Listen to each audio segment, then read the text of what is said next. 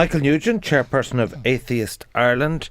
Are you a live and let live guy? Like if Father Alan and the followers of the church and followers of other religions get deep consolation and solace and happiness and contentment from their religion, you don't resent that? Or is it where the state impinges that you have a problem? Well, it's both to a certain extent. If it did give the solace that you're talking about, I think that would be a good thing. But there are loads of social research studies that show that in secular societies, that the more secular and atheist people are, that they're less nationalistic, less prejudiced, less bigoted, less anti-Semitic, less racist, less homophobic. That in secular societies there are less murders, there are less abortions, there are less teenage pregnancies. That so you're laying all that at the door of the church, are you? No, in fact I think it's probably the other way around, that the more secular and the more progressive society becomes, the less people have the need to turn to these artificial comforts of religion.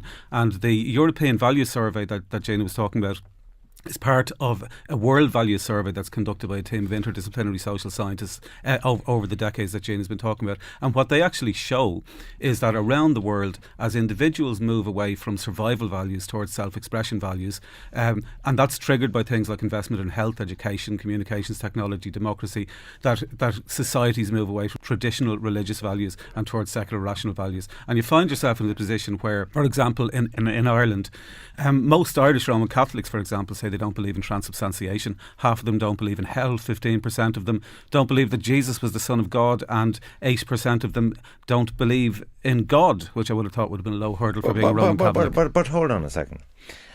Surely, whether you believe in an afterlife or not, in terms of a moral compass, in terms of the Ten Commandments, in terms of living a good life, surely there's an intrinsic merit in that Christian message. I would say quite the opposite.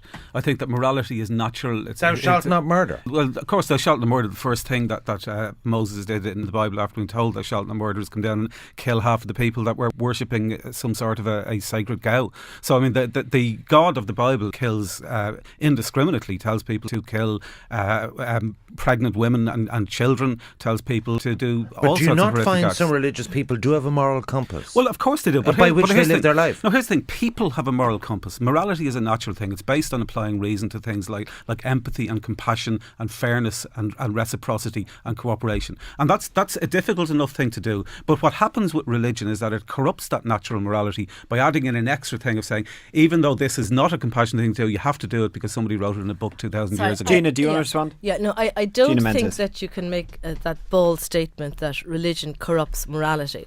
I think when you're talking about morality, our moral compass comes from many different sections, and it can come from a religious perspective. For example, if you look at the core teachings in terms of morality of the three world religions, and I know there are more than three, of Christianity, of Judaism, of Islam, you will find that their core teachings, their core moral teachings are almost identical.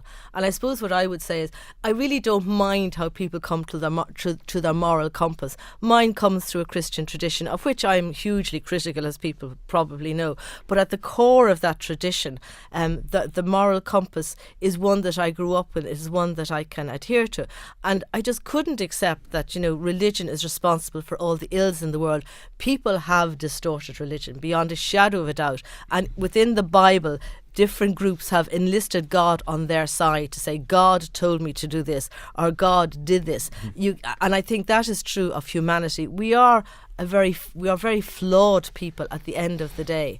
And I think, our basic orientation, I would agree with Michael, I think the basic orientation of humanity is to do good. It gets distorted along the way, but that distortion cannot just be placed on the shoulders of religion. Father Alan, in a way for men and women of the church in Ireland, one of the bravest things to have done in the last decade is to have kept a collar on for good priests and kept the habit on for good nuns because of all of the attack and all of the wrong that was done, self-inflicted, lots of it. But I've been to Mass a bit lately, and I've noticed that priests, where you used to be in Mass and you could almost give the sermon yourself as a child, where Desmond our Pope or Dermot our Archbishop and Francis our Pope. But I've noticed lately that a lot of priests are using Pope Francis in their homilies. And I'm wondering if they're getting a bit of mojo off a new Pope, or if that's just a celebrity Pope in a celebrity society. I think he's, when you look at what he's doing as a human being, he's doing precisely what we're talking about here. Like, he's sort of moving beyond the moral compass idea, which is an old debate. He's moving beyond the whole thing of faith being in institutions. And like, whether we like it or not, in Europe, institutions are collapsing, banks and everything else. And he's deinstitutionalised the papacy. He's not living where the previous Pope lived. He's living in a smaller room. He's putting his life on the line. Like, he doesn't care if he's shot because he doesn't want to be in a big protected car. He's actually showing that what the purpose of the church is not to preserve the church, but to promote the message of Jesus Christ. But some of that is a little bit cosmetic, okay? And I get, deeds over words and all of that. But for example, there is a basic HR issue with the church in Ireland. Yeah. You don't have the people, but perhaps if you could marry, you would have the people. Do you ever anticipate something seismic like that in your lifetime? I think if anyone would bring it about, Francis would bring it about, because I think what's more important to people is that they have a community around which they gather and which celebrates the Eucharist, which is core to faith. And I think that's more important than marriage of clergy. I think that is, and clergy are disappearing. But many of the big movements in the church in the world today aren't instigated by clergy; they're instigated by lay people. I could list them, even in Rwanda, where I was 2 years ago, which experienced a horrific genocide. The strength came from the people to overcome it. The thing about Pope Francis that's significant is that he's a Pope Michael of the Nugent. global south. He's a Pope from the part of the world where most Roman Catholics live now. 2/3 of Roman Catholics live in either sub-Saharan Africa, Southeast Asia, Central America. And in those places, the church is more superstitious. It believes in possessions. It believes in exorcism. The Pope recently endorsed... The Pope recently just endorsed... don't believe in the Pope recently endorsed an organisation of exorcists. And simultaneously, though, and this is where I agree with you, that the church in that part of the world is more progressive on social justice issues, on environment and on war and peace and so on. But that's the direction. That's the direction that the Catholic Church is going in. And the difficulty that the current Pope has is he has to try to keep on side people in the developed world that don't believe the basics of Catholic theology, while at the same time keeping on board people who do believe in the more literal version in the global south. Gina Menzies, just on Pope Francis, I mean, is the core the same? For example, attitude to women. He might be a kinder face of the core message than, for example, Benedict, but have you noticed a change? Well, you've probably landed on the one thing where I would be very critical. I think the Church's attitude, the Christian or the Catholic Church's attitude to women does need a profound reform. That being said, I think that Francis has taken the gospel message and is trying to articulate it in a different way. And I suppose my optimism and my hope is if he continues on that journey, and dare I say, he may reach some of the positions that I have reached, particularly in relation to the involvement of women. Mm-hmm. It looks as if he's gone on a journey. He has pulled back from, the harsh statements about, homosexuality, about... No, he hasn't. Sorry, he has. He needs to say an awful lot more. I would agree with that. But I think he has gone in a very different way. He doesn't seem to be rule-bent the way the two previous popes were. He doesn't seem to say this is the rule and there is nothing else. He seems to have a certain openness, and I would just be optimistic that if he goes on that journey, if he allows the questions to flow, that he will reach a different position on many of the issues that are still very, very critical. That's simply not true. He has not changed any of the Catholic Church teachings on any of those issues. The thing he that has been hyped up about homosexuality. Who am I to judge? No, what he said in the Catholic tradition. No, what he said is who am I to... huge shift. No, what he said is who am I to judge gay people who want to be priests? He didn't say who am I to judge them for being gay. And I would suggest that the reason that he won't reach the type of ideas that you're thinking of, a lot of which I would agree with, is that if he was in a position to reach those, he wouldn't have become Pope. He wouldn't have reached that level within the Church if he was as open to the ideas that you're talking about. Well, sorry, just one other thing that I think is not insignificant, perhaps in the week that we're in that European Values Survey, and I'm talking about the European end of it. One of the things that I found really interesting back in they do it every 9 years from 1981, was back in, I think, the one in the 1990s. The one finding that I remember so powerfully was that where people felt a connection with their local church, they remained within their faith position or whatever.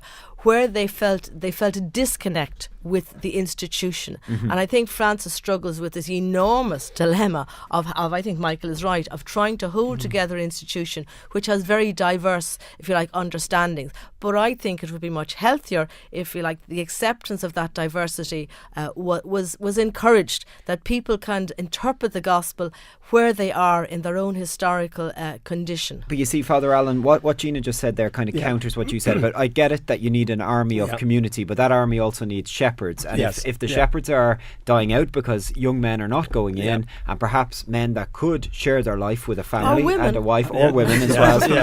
No, but that's my point, that you still have institutionally a fundamental problem that nobody seems to be tackling. No, there's no leadership on it. There's no answer to it. Certainly. What do you think about female priests, given that Gina's raised that?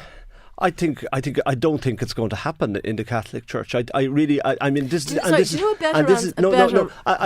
because I tell you the one thing about Pope Francis. No, it's not about ordination. Yeah. Like, why don't you think it's going to happen? Do you not think it should happen? Remember when Pope Francis was elected, you had Father Virgil in here talking about, because he met him as an archbishop, and he said to me the night he was elected, because he was staying with me. He's from South America.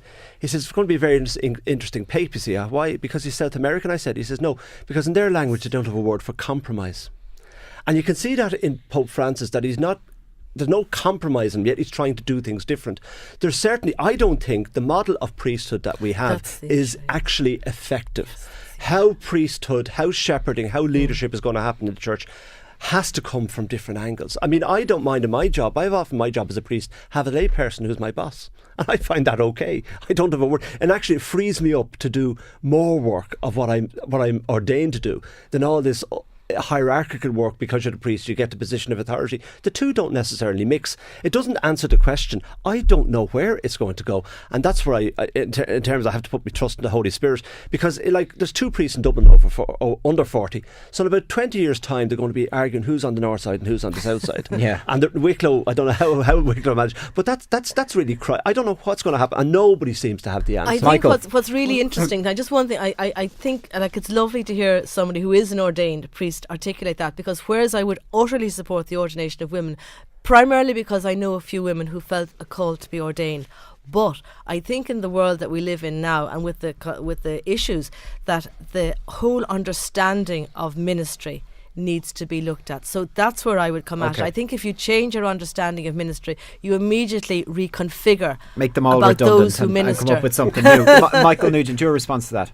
Well, I think the phrase there that we have to put our trust in the Holy Spirit is the problem. I think the problem is not really religion. The problem is faith and dogma. If you put faith in anything, even in secular projects, if you put faith in communism or the unregulated free market or anything, you're going to run into problems. The difference between religious faith, though, and secular faith is that religious faith hides its testability in this imaginary afterlife. With secular faith, you notice that it's not working and you have to change. Fortunately, the world is changing. The world is becoming more secular, and that's a good thing, because social science shows that there are many, many benefits to society becoming more secular. Unfortunately, the time has beaten us. On that note, Gina Menzies, the theologian, Michael Nugent, the chairperson of Atheist Ireland, and Father Alan Hilliard, thank you all three for being with us.